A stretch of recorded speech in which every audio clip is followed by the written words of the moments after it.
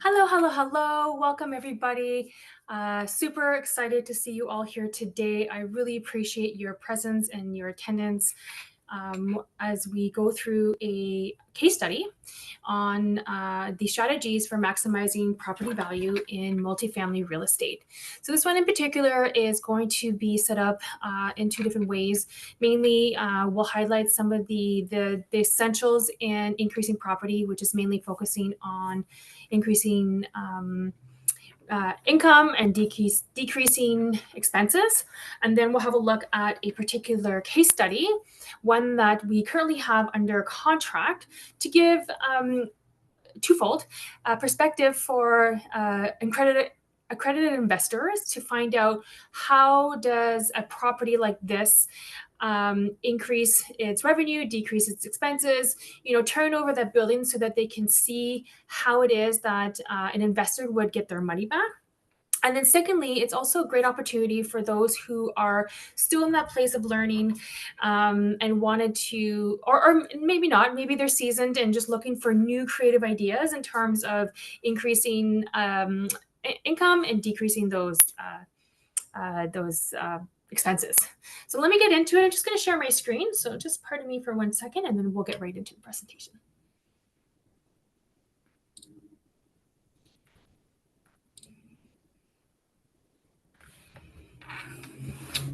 All right. So the objective today, as I mentioned a little earlier, that I am here to demonstrate some strategies to increase the value of a commercial multifamily property. I'm going to give you a brief overview of the importance of income enhancement, expense reduction, and understanding how capitalization rates, so that's the cap rate, you're going to hear me call it cap rate from here on, in real estate, how it can work for you and how it can improve your property's value. So first and foremost, and this will be the only slide that I really read verbatim, I am not an accountant, nor am I a lawyer. I'm here to share high-level information on how to invest in real estate and share information based on my own experience. Well, really, it's ours, and I'll get to why I'm saying my very shortly.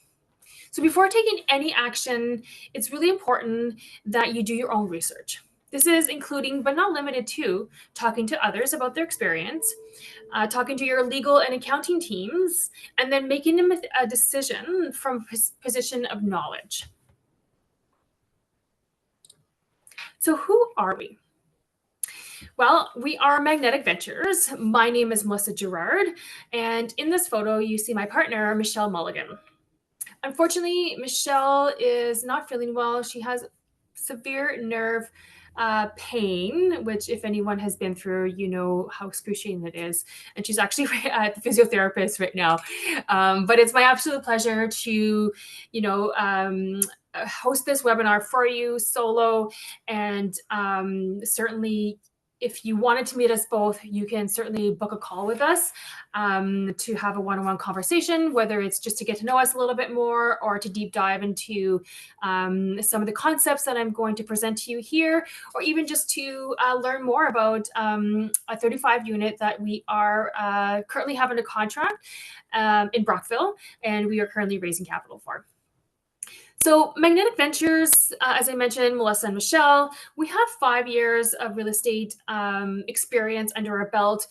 When we started, we mainly focused on passive investing.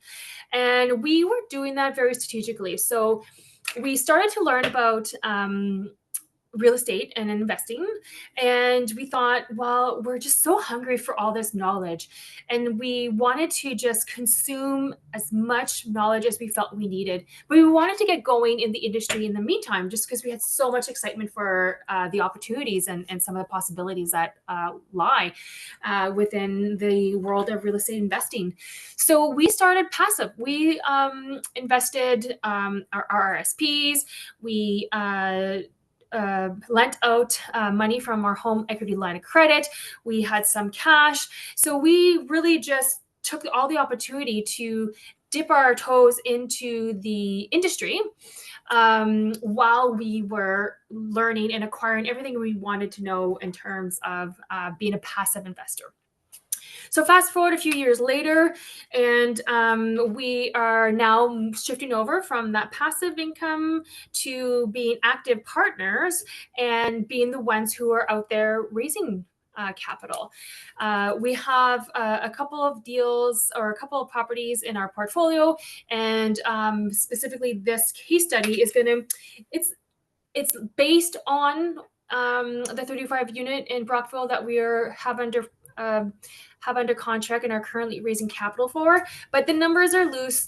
And just to round up and for simplification of a case study, it's Friday, it's noon. I don't want to keep you here too long, so we're going to make this as simple as possible. And so it's based on, so when you watch TV and they say based on a real story, this case study is based on a real case study or a real property that we have under contract, but it's just going to be a very high level.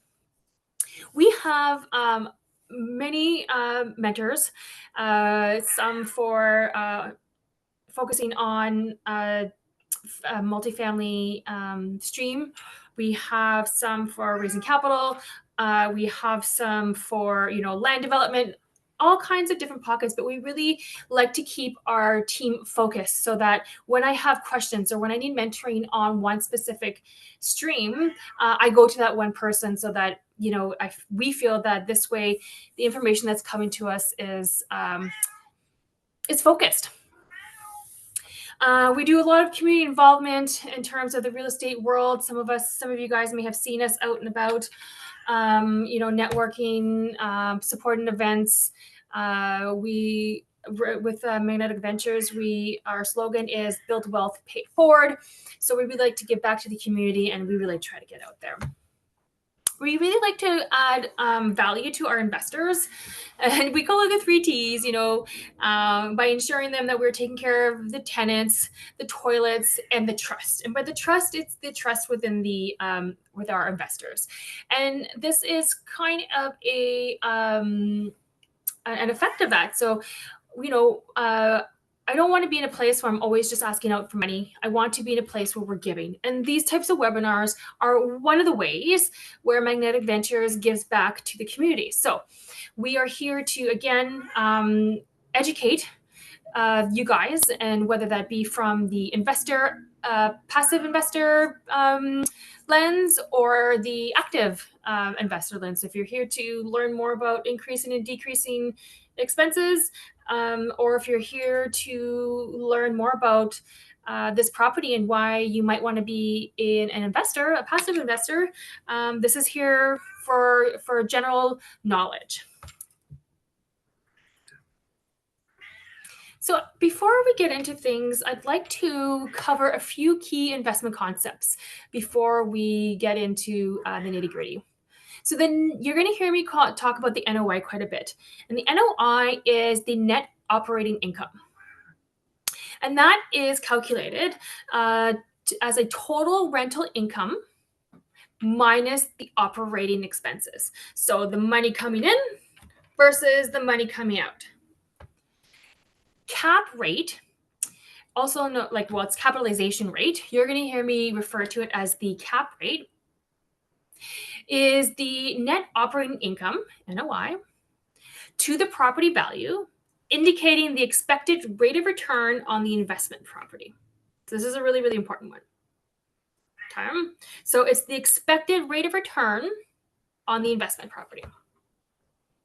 And then lastly, the property valuation formula.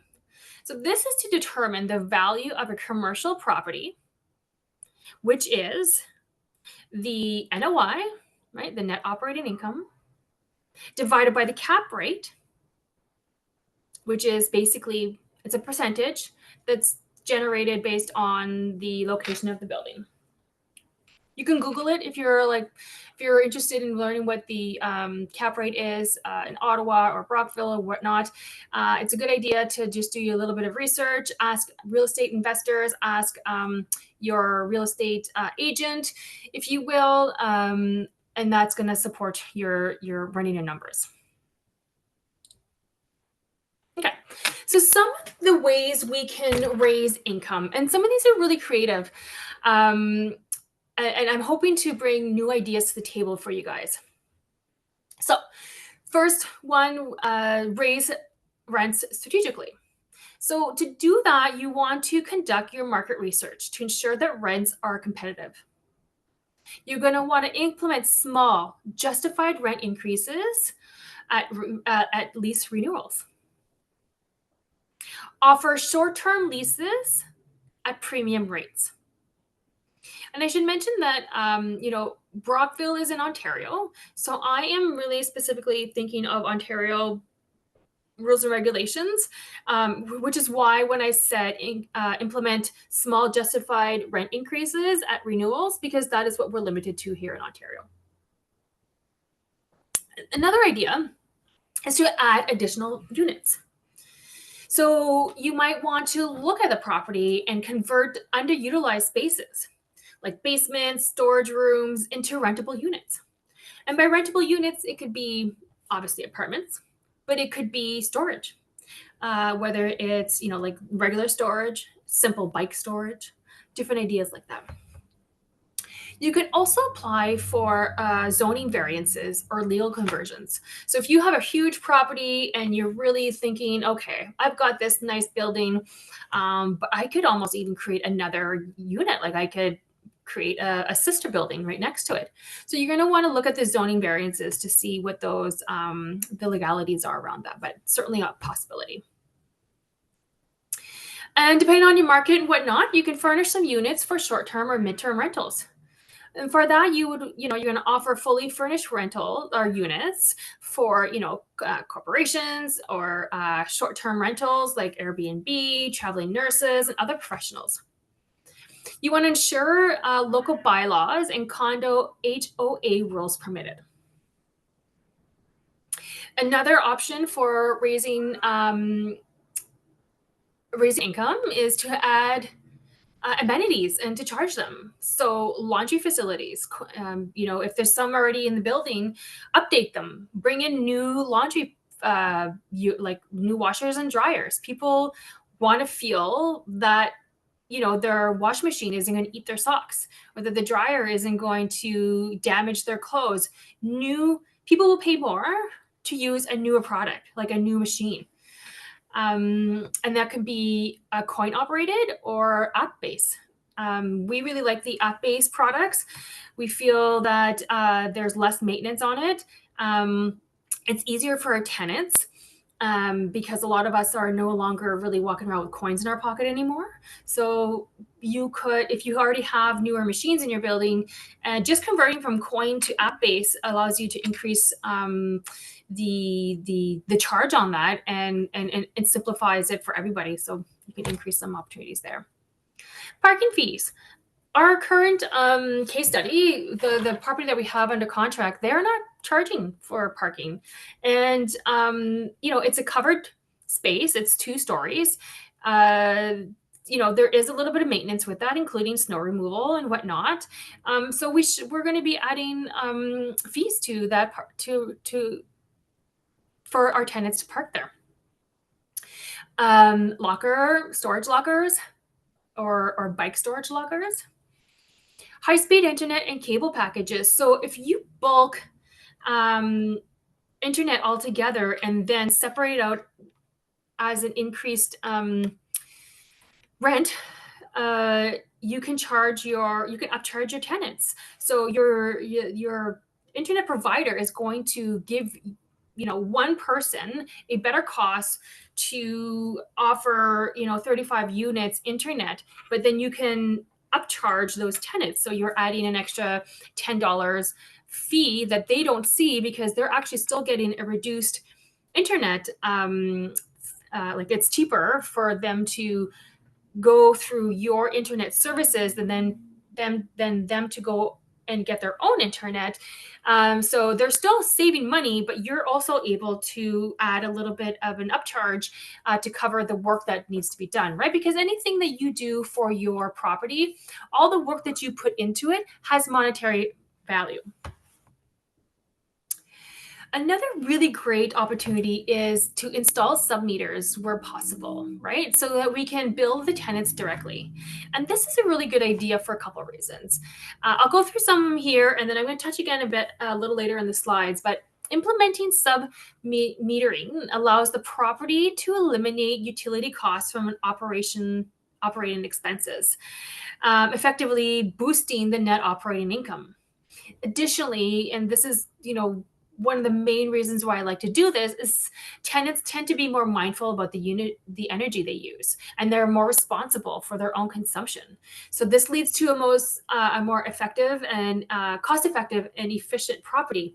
And with climate change happening the way it is, it's important that we all utilize, or we all are aware of the consumption that we're doing.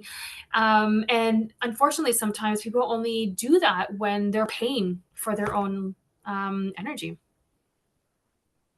So offer premium units at a higher rate. So you can renovate a couple units, offer a premium finishing, and a charge of a higher rent than what the majority of the other units might look like. And then another opportunity, and we'll get into that a little bit later too, but provide furnished units for executive rentals. Other options are pet fees. So you can charge a pet fee, say $25 for cats, $50 for large dogs per month, because they do have a lot more wear and tear. A unit will have more wear and tear when you bring in pets. So making sure that you are identifying costs for those additional expenses that are going to come out of your pocket later on upfront through pet fees. Some other opportunities that are creative are to offer housekeeping and cleaning services. And again, this is where, creating bulk contracts is where you're going to get some of that. You're going to get the savings, right? And you're also going to pass on those savings to your tenants, but still adding a little bit of an upcharge. For those places that offer such or have the opportunity, concierge. So whether you have lockers, or you can offer, if you have amenities in your building, you can create some packages for those concierge services. Gym memberships, and this is I have two ideas for this. One is to have a gym in your building. That's one thing. But if you have a nearby gym, go there and talk to the manager. See if you can say, hey, I've got a 35 unit building.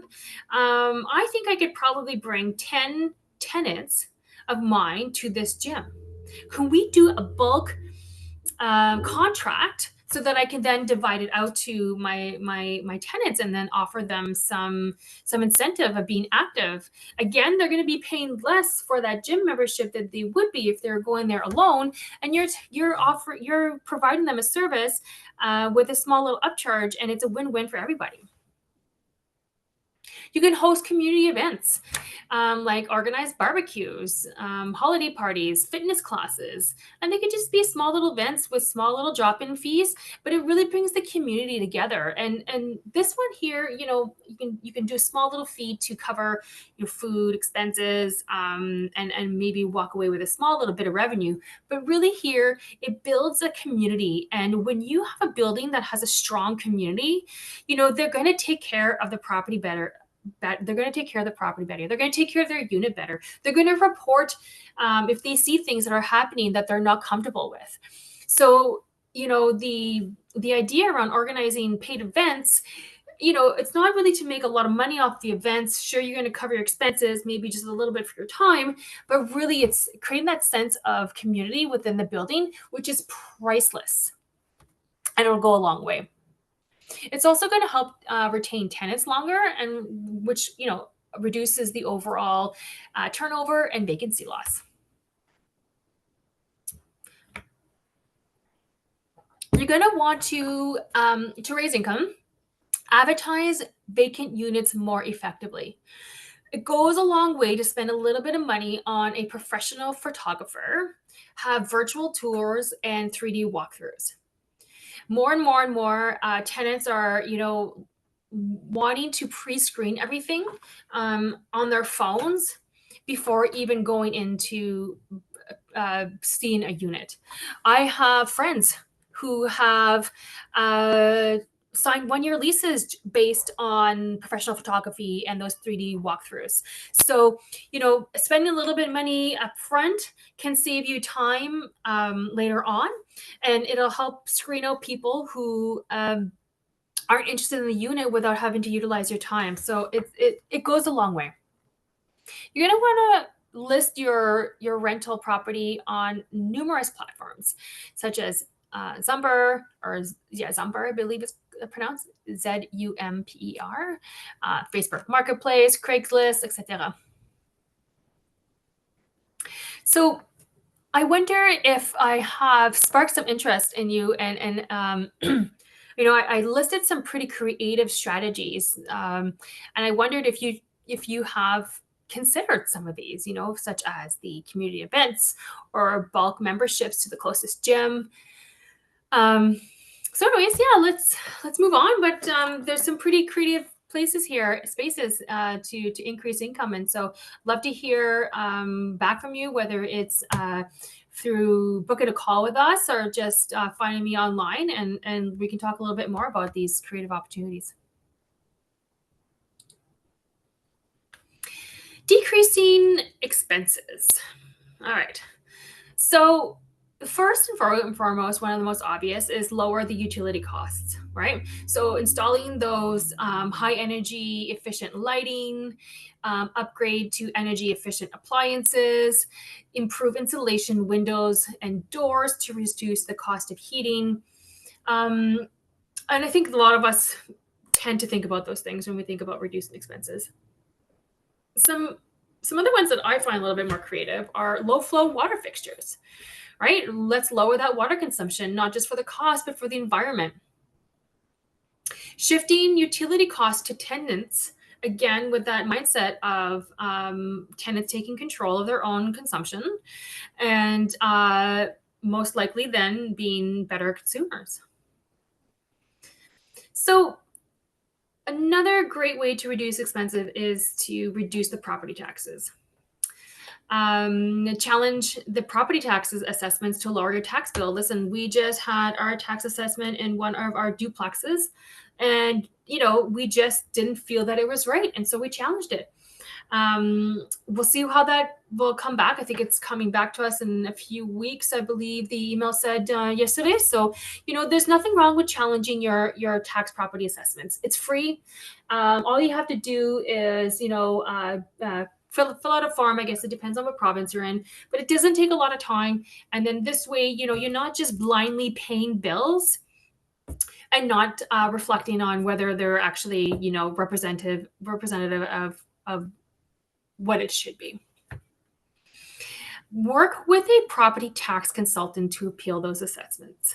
Okay, that's really going to help you. I mean, one, you're going to want to put the assessment out or that request out, but there's professionals out there for everything, or contacts, or the city can help you with that.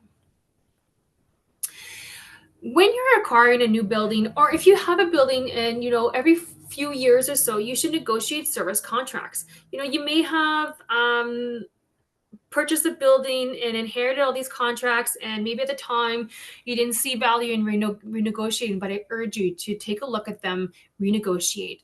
So whether it's your landscapes, your snow removal, your garbage collection, everything can be renegotiated, and shop around for the best prices. So a way to reduce expenses, and you're going to have to hear me out here, is to install security features to reduce, which is going to cost you a little bit, but it's going to reduce your theft and vandalisms. And so a little bit of money up front for cameras, smart locks, and just to access a little bit more control will help reduce all these things. And then it reduces the liability and insurance costs. So a little money up front, one, makes a safe your place a little bit safer. Two, it will impact your insurance costs. So it's a win-win there. Preventative maintenance to avoid costly repairs. This is where, you have regular inspections to catch minor issues before they become major issues. And, that goes a long, long way. It's great to have property managers to support you on your buildings, but they aren't necessarily always looking out for the overall issues of the building, that like those prevention the pieces. So often they're coming in and they are just responding to tenants' concerns. And so it tends to be band-aid after band-aid after band-aid after band-aid, but no one is ever coming in and taking a step back.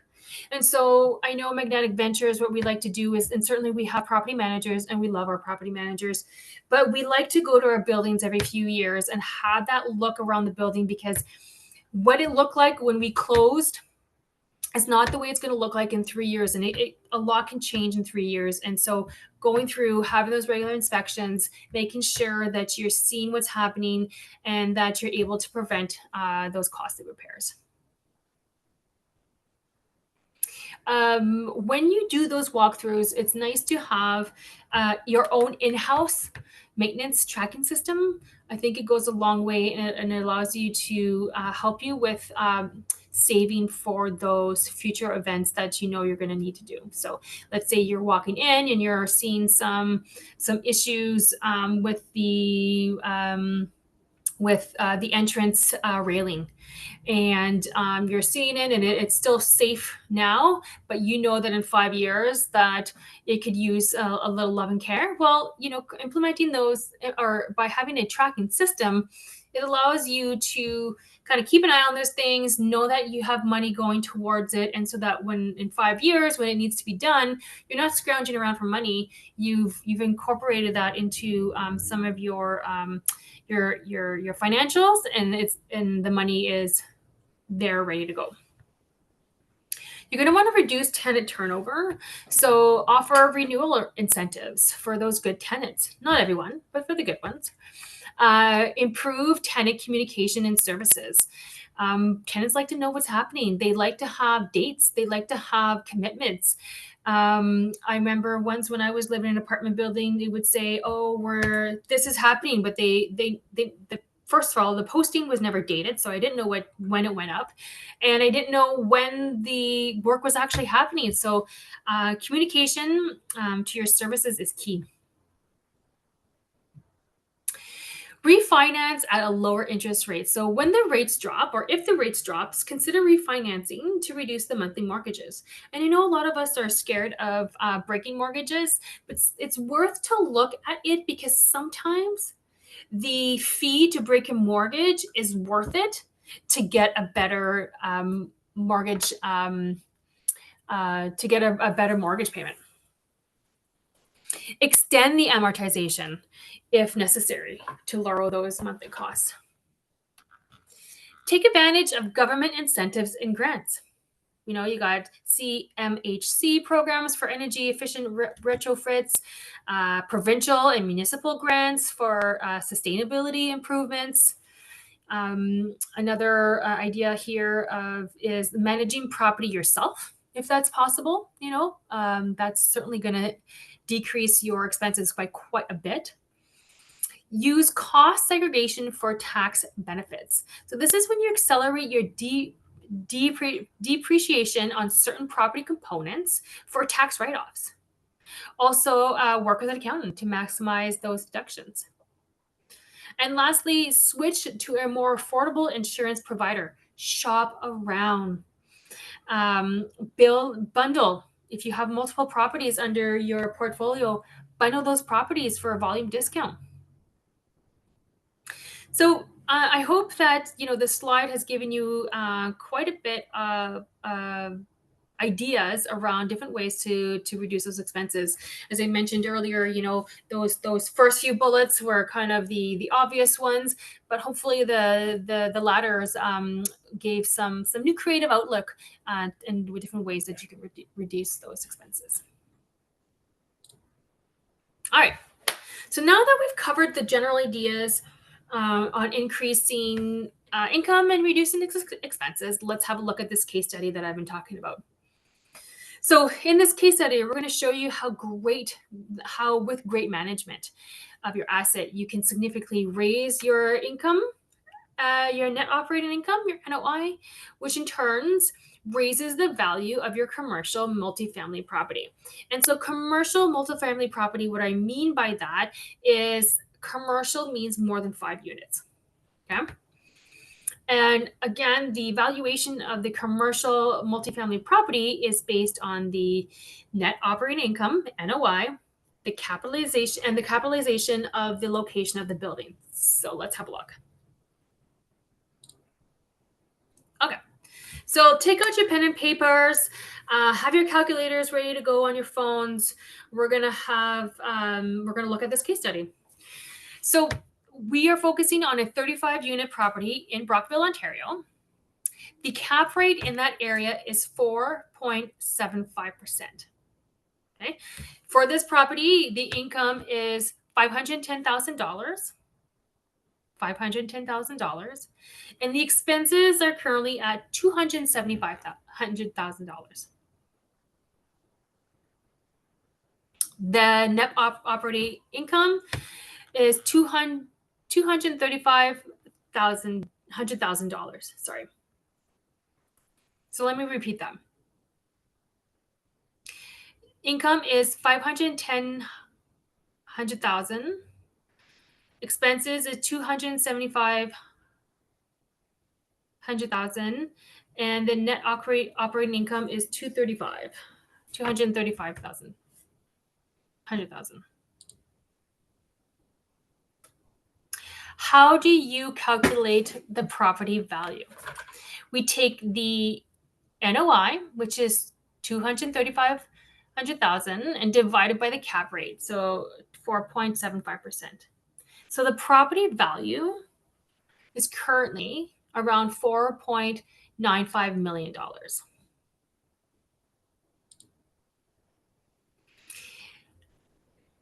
Increase income. So we want to optimize the rents. We're going to raise the rents by the market percentage every year. This happens during turnover and focusing on those under marketed rents, the ones that are currently under market. We raise the rent by 3% per year, which is $15. But times 35 units, times 12 months in a year, that's $6,300 a year. We're going to add additional revenue stream. So parking, remember I told you earlier that they weren't being charged for parking. And we're going to charge them $10 for every unit. So increase parking costs by $10 times 35 units times 12 months. It's $4,200 a year. Charge for storage. We see a lot of space, underutilized space in this building, so we're going to create some storage opportunities. Increase storage at $50 a month. We're not going to assume that everybody wants storage, so we're going to give it to 20 units, and we're going to charge that 12 times a year, right? So that's $12,000 a year. Raising the income by $22,500 a year. It's incredible how those small changes can lead to large, significant impacts. So what do you think about these strategies? They're small, they're achievable, and they give a lot of value to the tenants.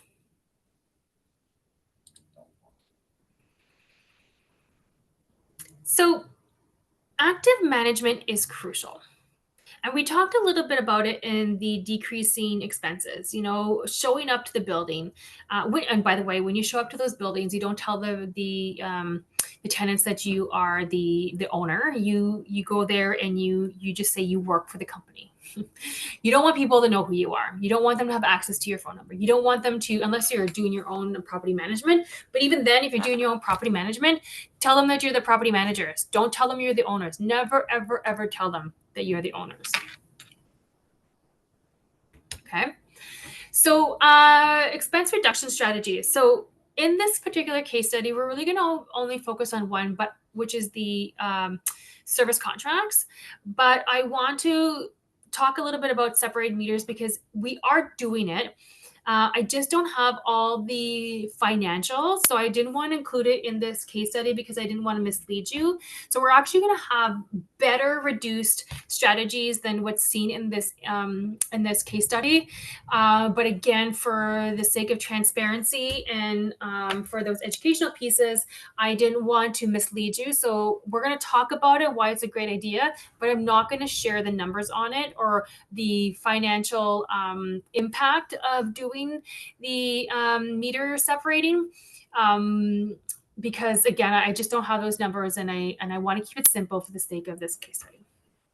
So with this property that we have under contract, we're doing our due diligence.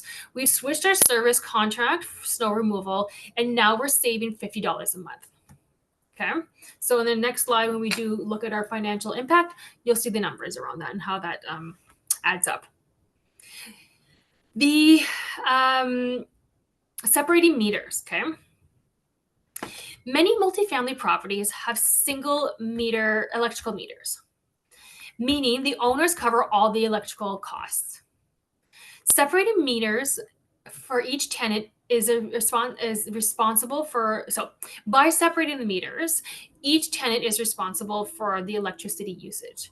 So they're reducing their own expenses and encouraging higher efficiency. The benefits of separating meters are, so expense reductions. So it eliminates owners' paid electricity costs, improving your NOI. You are going to have higher property value because you're lowering those expenses, resulting in a higher valuation based on the income approach rather. Tenant accountability. This is huge. Tenants become more conscious of the energy they use, reducing their overall consumption. And it's good for the tenant, it's good for the building, it's good for the environment. And it's going to have fair billing. So tenants only pay for what they use, preventing disputes over utility costs.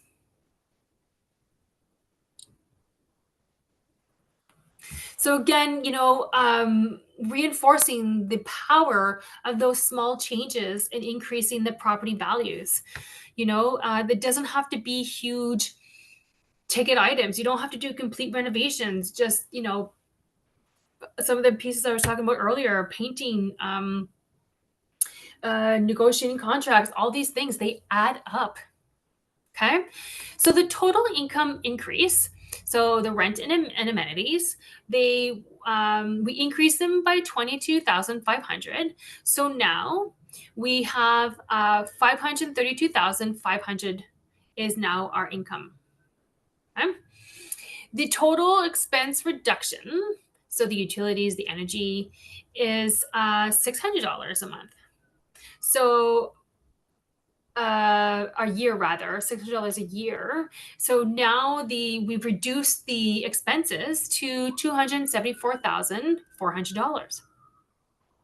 That means the total NOI based on the improvements is now $258,000 and $258,100. Sometimes I have a hard time reading out those numbers.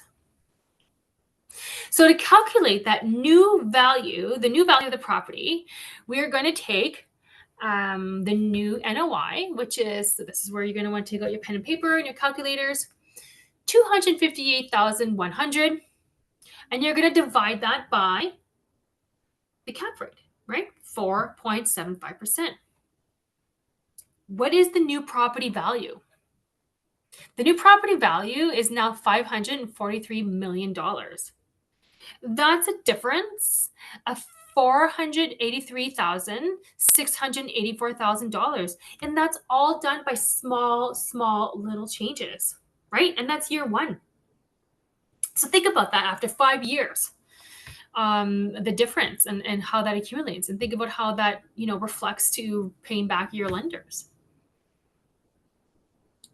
And again, I'm not even talking about the meters, right? So I didn't include that, and that's a big part of the reduction of expenses here in this case study, or with, well, anyways, not this case study because I'm not including it, but it's a big part of our strategy for the 35 unit that we have under contract.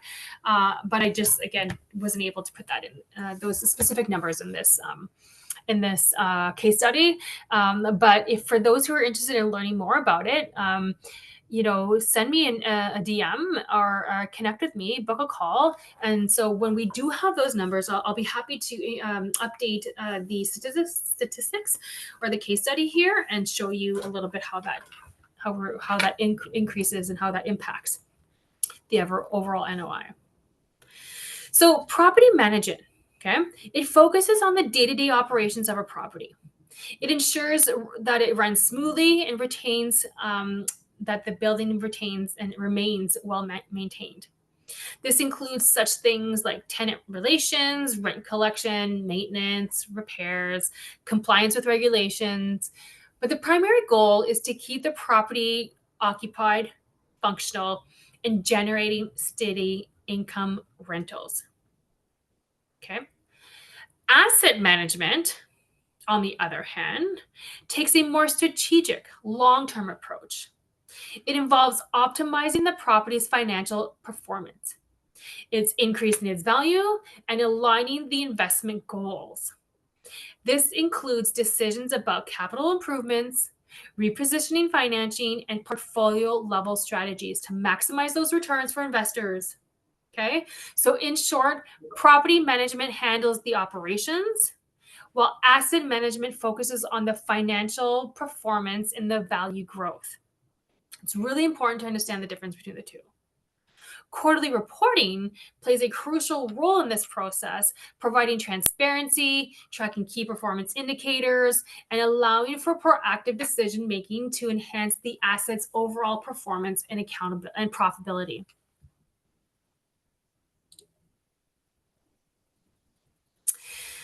So, partnering with active investors. Okay, so this is for the audience who is here today listening, and they are not interested in becoming the active investor. That's what Magnetic Ventures does, and we're always out there looking for passive investors. The nice thing about passive investors and finding the right active investor, okay, is that you get to leverage their market knowledge. So this is what Michelle and I do. Okay, we live and breathe real estate. We love it. We are interested in learning more. We read articles about it. We attend conferences. We have mentoring. We spend money on education. We spend money on mentoring. We spend money on education. We are in the day-to-day. We know the market. We know when cap rates are going up and down. We are the ones paying attention to CMHC and what the newest rules and regulations are. That is our job. Okay, so as a passive investor partnering with active investors, you don't have to take care of that in the day-to-day. Your due diligence is getting to know the active partner. And then from there, you build trust, and you know that the people who are rolling up their sleeves and doing the work, that they know everything they need to know about the market. Okay, they're the ones with the operational skills. They're the ones negotiating. They're the ones going to the building, doing the walkthroughs. They're the ones making the phone calls with the city to have zoning variances. They're the ones calling around to find creative ways to reduce the expenses. They're the ones who are walking around the building to see where are underutilized areas, right? They're the ones bringing in those operational skills. They're the ones who are always actively appreciating the property of the value as well. Okay, and they're the ones who are going to be mitigating all those risks. Those experienced partners are the ones that allow you to sleep at night knowing that they're the ones who are doing all the work, right? It's our pleasure to do it. This is our passion. This is our, bread and butter. I want my tenants to be happy, but more importantly, I want my investors to be happy. I treat your money with more respect than I do my own. I will lose my own money before I let any of my investors take a hit, right? Because that's the business, that's the job. This is my passion. Yours is whatever it may be. This is what allows you to generate your income. And you're doing it so well that you have an influx that you want to invest, whether it's for generational wealth, whether it's because you have a milestone moment coming up in 5 years, a wedding, a trip of a lifetime, or you're planning for your retirement. Let me help you do more with that money by me being really good at what I do.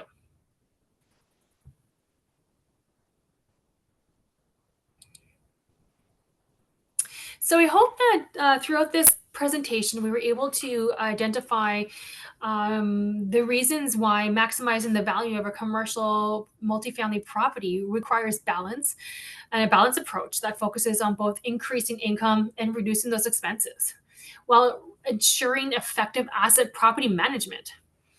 Um, we talked about implementing strategies such as optimizing rents, improving operational efficiency, leveraging tools like sub metering, and how that can significantly impact the property's net operating income and long-term value. We also talked about the strong asset management and paired with the detailed quarterly reporting and how that allows for proactive decision making, risk mitigation, and continuous value creation. Using the NOI and the cap rate as key financial metrics helps guide investors with their decisions and track performances, also identifying opportunities for growth. We are all of that ensures that we are taking every action to contribute to that maximization of the property's overall value. By taking data-driven and a strategic approach, investors can not only enhance the cash flow, but also position their properties for sustainable growth and long-term success. So that's it that I have today. I hope that I was able to give you a little bit of value add in terms of whether you are a value add in terms of education. If you are an investor who is an active investor who wanted just some new creative approaches and some outlooks on how you can increase your income and decrease those expenses, I hope I was able to share some fun different ideas that you don't often hear out there in our community. And if you're an active, rather a passive investor, I hope you understand through this presentation a little bit how, by investing in real estate, it's one of the best ways to increase your investor portfolio and to see how it is an active investor will return your capital and then keep that cash flow going throughout the years that the property is under your portfolio. That it gave you a little bit of insight in terms of how we're able to do that. So if you have any questions or if you want to book a call with us, please feel free to reach out to me. And for those who are listening to this recording at a later time, I think that may be the best way, since I'm not able to share the links that I have that I'm putting into the chat. But Magnetic Ventures, so you can see, so Magnetic Ventures Inc. at gmail.com is our email address. You can also find us on Facebook. So Magnetic Ventures Inc. You can search for our business page there. We also have Mich N Mel, so MICHNMEL.